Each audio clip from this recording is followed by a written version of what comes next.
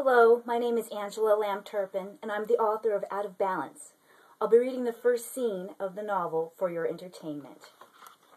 Chapter 1. Every morning, Franklin Benjamin Martin, the president and CEO of Vine Valley Bank, swaggers into the bank's administrative office dressed in a white t-shirt, gray linen blazer, and tight jeans. He wears his black aviator sunglasses on the top of his salt and pepper hair and whistles Highway to Hell. I sit at the front desk, doodling in my sketchbook. Frank slaps a drum roll on the counter and asks, "How's it going, babe?" "Just fine." I close my sketchbook and nudge it under a stack of Bank Security Act reports.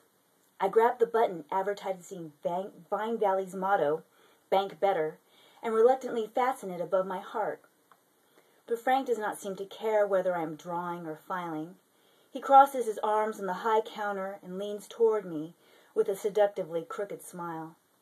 The skin crinkles around his hazel eyes. He smells like the ocean. God, how I wish it was summer and I was at the beach painting a portrait of my husband Eric, playing in the waves with our 8-year-old daughter Zenith. Since I started working at Vine Valley Bank, it seems like all I do is sit at this desk directing phone calls and filing. How I miss being a stay-at-home mom. All those free hours traded for a paycheck. "How fast can you type?" Frank asks. 80 words a minute, I say. "It's a lie. I've never been tested." He purses his lips and nods as if listening to an invisible rock band playing in his mind. "Not bad. Do you get sick on long car rides on windy roads?" Where is this conversation going? "No, sir. Do you?" But he does not answer my question. "How about coming with me to World Bank in Spa County? I have a meeting and Emilio's on vacation. I need someone to take notes. If we leave now, we'll be back up by 5 so you can go home on time. Okay?" What do I know about corporate meetings and dictation? I stuff envelopes and answer phones. Doesn't Frank know this? I fiddle with the papers on my desk, hoping the phone will ring and rescue me from answering his question. But the switchboard is dark and lifeless.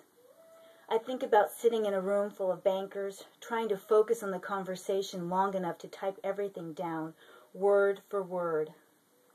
My stomach clenches. I lift my head and meet Frank's expectant gaze. There is something in those hazel eyes that I've never seen in anyone here at the bank. Trust. Frank trusts I can do the job.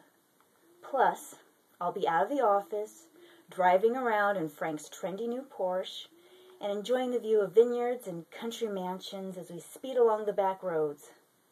Enthusiasm starts to build in my chest. Maybe I can sketch a few ideas for a new landscape. My fingers twitch with excitement. Still, I ask, who will answer the phones if I'm gone? Frank reaches down and buzzes Jim, the HR manager who hired me 3 months ago.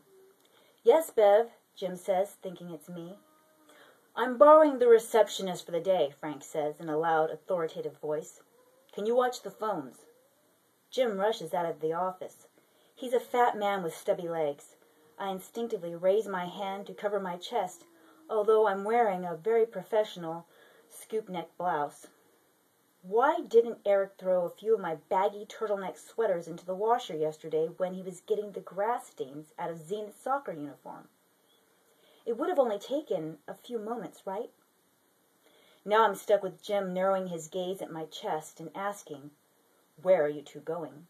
like he's an overprotective parent. Frank motions for me to gather my belongings. I grab my purse and tuck the sketchbook under my arm. Frank places his hand on my shoulder and guides me toward the double glass doors. "We're going to take over the world," Frank says, winking.